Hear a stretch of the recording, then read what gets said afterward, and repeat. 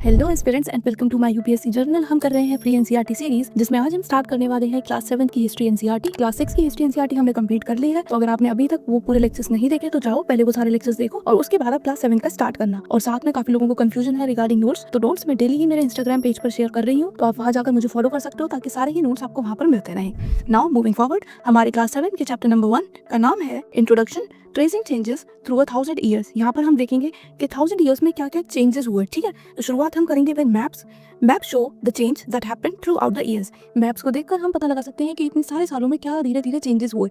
जैसे कि इनिशियली जो हमारे मैप्स थे वो एक्यूरेट नहीं थे, उनमें जो लोकेशंस थी काफ़ी सारी लोकेशन गलत थी, काफ़ी लोकेशंस ऐसी थी जिनका आगे जाके नाम चेंज हो गया, मेजरमेंट्स एक्यूरेट नहीं थे, बाउंड्रीज कुछ कुछ एक्यूरेट नहीं थी। इनिशियली तो ये मैप ऐसा भी नहीं था, ये वाला पार्ट हमारा नॉर्थ में शो किया गया था, यहाँ पर श्रीलंका, और ये southern part was in northern part. तो आप देखोगे कितना ज़्यादा चेंज हुआ, कितना ज़्यादा लोगों ने सीखा और धीरे धीरे फिर उन्होंने अभी वाले प्रेजेंट पे हम आए। तो this was a long time process. Maps were not constant always in the history. जैसा कि मैंने अभी आपको बताया एग्जांपल के थ्रू कि हिस्ट्री में मैप्स हमेशा कांस्टेंट नहीं रहे, धीरे धीरे वो चेंज हुए हैं, वो इवॉल्व हुए हैं, वो ज़्यादा करेक्ट हुए हैं, वो ज़्यादा एक्यूरेट हुए हैं। इनिशियली क्या था, वो ऐसे नहीं थे। ठीक है, तो ये इवोल्यूशन हुआ है with time through out the history. Accuracy differs through out the period, वो भी मैंने आपको बता दिया कि पूरे पीरियड में जो एक्यूरेसी है वो डिफर करती है। इनिशियली कम एक्यूरेट थे, आगे आते आते आते टाइम एक्यूरेसी उनमें बढ़ने लगी। जैसे कि आप अभी वाला देखो, अभी ये जो शेप है ये अभी के मैप में हमें अलग मिलेगी, बट इनिशियली ये अलग थी, धीरे धीरे धीरे धीरे ये एक्यूरेट होने लगा। तो ये सब क्या हुआ, ये सब हुआ फिर टाइम। तो मैप्स देख के हमें कितना कुछ पता चलता है, कैसे धीरे धीरे एक्यूरेसी बढ़ी, कैसे लोगों को जगहों के सही नाम पता चले, सही मेजरमेंट पता चले। तो हर चीज़ में इंप्रूवमेंट हुआ, उनके मेजर करने के तरीके में, उनकी आर्ट में ऑल्सो। और क्योंकि अभी हम मैप्स की बात कर रहे हैं तो आपको पता होना चाहिए कि कार्टोग्राफर कौन होता है। Cartographer is the person who makes map. ठीक है, तो जो मैप्स बनाते हैं उन्हें हम बोलते हैं कार्टोग्राफर। तो ये चीज़ भी आपको पता होनी चाहिए।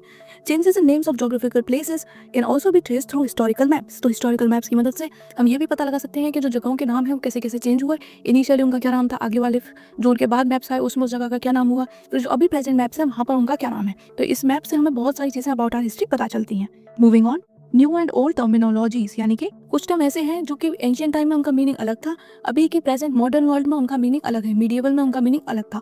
The significance, usages and meaning of terminologies change over time. यानी कि विद टाइम क्या होता है, जो हम वर्ड्स किसी चीज़ के लिए यूज़ करते हैं, कोई टर्म हम किसी पर्टिकुलर चीज़ के लिए यूज़ करते हैं, तो वो टाइम के साथ चेंज होता रहता है, इवॉल्व होता रहता है, उसका मीनिंग, उसका सिग्निफिकेंस। फॉर एग्जाम्पल, अगर अभी मैं आपसे कहूँ कि कोई फॉरेनर है, तो इसका मतलब क्या होगा कि वो हमारे इंडिया से नहीं है, वो किसी बाहर की कंट्री से बिलोंग करता है, राइट। यही मतलब है अभी मॉडर्न टर्म्स में फॉरेनर का। बट अगर हम बात करें मीडिएवल पीरियड की, तो मीडिएवल पीरियड में फॉरेनर का मतलब क्या होता था कि कोई भी इंसान जो आपके विलेज से बिलोंग नहीं करता, यानी कि अगर वो आपके गांव से बाहर वाले गांव का है या किसी और गांव का है तो वो हो गया फॉरेनर। बट अभी के पर्सपेक्टिव में ये चीज़ चेंज हो गई है। अभी के सिनेरियो में क्या है कि फॉरेनर कौन है, जो हमारी कंट्री से बाहर के हैं। तो ये क्या हो रहा है, विद टाइम जो टर्म्स हैं उनका मीनिंग चेंज हो रहा है, उनका सिग्निफिकेंस चेंज हो रहा है और उनका यूजेज भी चेंज हो रहा है। अभी एट प्रेजेंट आप अगर आपके कोई सिटीज़ की दूसरी सिटी से आपकी सिटी में आएगा तो आप उसे फॉरेनर नहीं कहोगे, राइट। लेकिन मिडिवल टाइम में ऐसा होता था। तो ये हो गया हमारा new and old terminologies. Moving forward, historians and their sources. तो देखो मेजर सोर्सेज जो हमारे हिस्टोरियंस के थे, जहाँ से उन्हें हमारी हिस्ट्री के बारे में पता चला, वो तो है coins, architecture, inscription and textual records. ये सारा ही कुछ हम 6 क्लास के एनसीईआरटी में बहुत अच्छे से पढ़ चुके हैं। तो अगर आपको कहीं भी कोई डाउट है तो एक बार जाके वो लेक्चर्स जरूर देखना। ठीक है, now moving forward, during this period हम किस पीरियड की बात कर रहे हैं, फ्रॉम 780 टू 1750 AD, यानी कि ये हो गए हमारे 1000 साल। तो लगभग इन 1000 सालों की हम बात कर रहे हैं। तो इस टाइम पर क्या हुआ कि इस टाइम पर हमें बहुत सारे टेक्सचुअल रिकॉर्ड्स भी मिले हैं, बहुत सारे टेक्स्ट रिकॉर्ड्स, रिटन रिकॉर्ड्स मिले हैं। और क्यों, क्योंकि पेपर इस टाइम पर इजीली अवेलेबल था और लो कॉस्ट पे अवेलेबल था, तो लोग आराम से उस पर अपने रिकॉर्ड्स वगैरह लिख लेते थे। इससे पहले क्या था, इससे पहले थे कॉइन्स, आर्किटेक्चर, इंस्क्रिप्शन। तो अभी जो एक नई चीज़ आई वो क्या है कि इस टाइम पर अचानक से रिटन रिकॉर्ड्स बहुत ज़्यादा बढ़ गए, टेक्स्ट रिकॉर्ड्स बहुत ज़्यादा बढ़ गए। क्यों बढ़ गए, because paper was available and it was available at a very low cost. Next, new social and political groups. तो देखो new and large scale development होने लगा इस टाइम पर, नई नई टेक्नोलॉजीज आने लगी, इरिगेशन में, एग्रीकल्चर में, क्राफ्ट में, वॉरफेयर में। ये सब हुआ कैसे, this was happening because of trade. काफ़ी ट्रेड हो रही थी, लोग एक जगह से दूसरी जगह ट्रैवल भी कर रहे थे for new opportunities to explore new things. तो इस वजह से क्या हो रहा था, टेक्नोलॉजीज बेटर हो रही थी, एक जगह की टेक्नोलॉजी, एक जगह की craft was travelling to different places. तो इस टाइम पर हमें बहुत सारे new new social groups, political groups भी देखने को मिल रहे थे। And the main reason for this was trade and exploration of people. वो एक जगह से दूसरी जगह ट्रैवल कर रहे थे फॉर बेटर अपॉर्चुनिटीज। राजपूत, जो कि ग्रुप ऑफ वॉरियर्स था जो क्लेम करते हैं of belonging to the Kshatriya status, they gain importance during this period. यानी इस पीरियड में एक और इंपॉर्टेंस किसको मिला, राजपूत को काफी इंपॉर्टेंस मिला। इसके अलावा मराठा, सिख, जाट्स, अहोम्स, ये सारे भी लोग इंपॉर्टेंट हो गए during this medieval period. Talking about caste system, तो people were grouped into jatis and subcaste, लोगों को अलग अलग जातीज में और सबकास्ट में ग्रुप किया गया था, और ये किस बेसिस पर था? On the basis of their background and their occupation. ठीक है, तो इस टाइम पर लोगों को अलग अलग जाति बन गई थी, सबकास्ट बन गई थी ऑन द बेसिस ऑफ क्या वो ऑक्यूपेशन करते हैं, क्या उनका बैकग्राउंड है। जो जाति बनी थी वो अपने अलग से रूल्स एंड रेगुलेशंस भी बनाती थी जो उनके मेंबर्स थे, ताकि वो उनको मैनेज कर सकें। ठीक, तो जातिस क्या करती थी? They form their own rules and regulations to manage the conduct of their members. ठीक है, हमने देख लिया caste system. Moving forward, region and empire, तो इस पीरियड में क्या हुआ? इस पीरियड में बहुत सारी नई नई डायनेस्टीज आई, काफी नई नई डायनेस्टीज आई, जैसे कि चोलास, खलजीज, तुगलक्स, मुगल्स, ये सारे लोग इसी पीरियड को बिलोंग करते हैं, मिडिएवल पीरियड को। साथ में ये कैसी डायनेस्टीज थी? ये थी पैन रीजनल डायनेस्टी, यानी कि ये बहुत ही ज्यादा बड़ा डाइवर्स एरिया कवर करती थी। ठीक है, तो इस पीरियड में हमें बहुत सारे रीजन और एम्पायर्स और डायनेस्टीज के बारे में भी पढ़ने को मिलने वाला है। Moving forward, old and new religion. Religion was closely associated with the social and economic organization of local communities. So religion जो था किसी भी जगह का, वो किससे closely related था?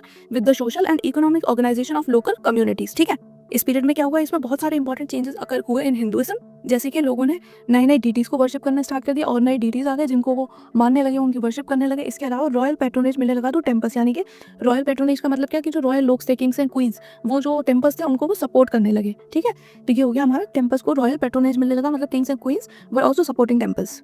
इसके अलावा teaching of Islam were also introduce, इस टाइम पर इस्लाम की भी टीचिंग्स इंट्रोड्यूस हुई through migrants and merchants. Muslim क्या करते हैं? Muslim regard Quran as their holy book of Muslims is Quran, and they accept the sovereignty of one God, वो एक गॉड की सोवरेनिटी मानते हैं जिन्हें वो कहते हैं अल्लाह। ठीक है, तो ये हो गया हमारा about religion, old and new religion, क्या नई नई चीजें हो रही थी, जैसे कि हिंदुइज्म में नई डीटीज आ रहे थे, रॉयल पैट्रोनेज मिल रहा था टेम्पल्स को। इसके अलावा मुस्लिम्स की teaching were also travelling through migrants and merchants. तो ये सब देख लिया। Now time and historical period, तो देखो टाइम क्या रिफ्लेक्ट करता है? टाइम रिफ्लेक्ट करता है changes in social and economic organisation, कि धीरे धीरे विद टाइम सोशल ऑर्गेनाइजेशन में क्या चेंज हुआ, इकोनॉमिक ऑर्गेनाइजेशन में क्या चेंज हुआ, इकोनॉमिक स्टेटस में क्या चेंज हुआ, and also the transformation of ideas and beliefs, और कैसे विद टाइम लोगों के जो बिलीव्स थे, जो आइडियाज थे, वो चेंज हुए, वो ट्रांसफॉर्म हुए, कुछ सेम रहे। तो ये सारा कुछ हम विद टाइम समझ पाते हैं, और टाइम से ही हमें पता चलता है। बात करें ब्रिटिश हिस्टोरियंस की, तो उन्होंने इंडिया को डिवाइड किया था 3 पीरियड्स में, Hindu period, Muslim period and British period. कौन से थे वो 3 पीरियड जिसमें ब्रिटिश हिस्टोरियंस ने इंडिया को डिवाइड किया है? Hindu period, Muslim period and British period. वहीं जो मॉडर्न हिस्टोरियंस हैं उन्होंने on the basis of economic and social factors, इन्होंने बेसिस क्या लिया? Economic and social factors. तो उस पर हमारी हिस्ट्री को 3 पार्ट्स में डिवाइड किया गया है, ancient period, medieval period and modern period. ये किसके बेसिस पर है? Economic and social factors. ठीक है, तो इसके साथ हमारा ये वाला चैप्टर हो गया खत्म।